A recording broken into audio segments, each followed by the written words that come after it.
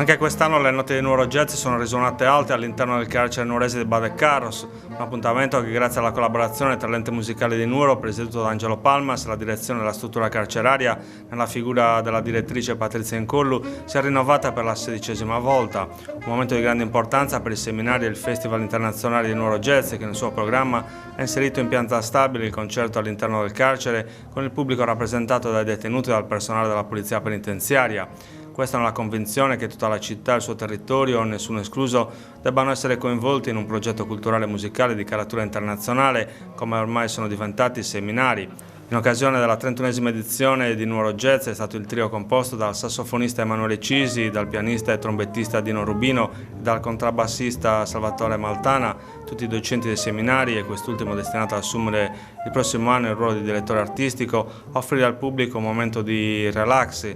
con oltre un'ora di ottima musica che in qualche modo ha fatto dimenticare a tutti le sofferenze e i patemi che un luogo come il carcere riservano a chi vi ospita per aver commesso dei delitti o a chi vi lavora. I musicisti hanno dato fondo alle loro capacità artistiche e al loro talento per esprimere in musica sentimenti e sensazioni. Un concerto che è stato apprezzato dal pubblico presente, un evento che vuole portare la città all'interno di una struttura a lungo rimasta un corpo estraneo rispetto alla vita quotidiana, ma che negli ultimi anni, compatibilmente con le esigenze di sicurezza, grazie alla disponibilità della direzione della casa circondariale, si è aperta alla comunità nuorese, ospitando manifestazioni di carattere sportivo e culturale.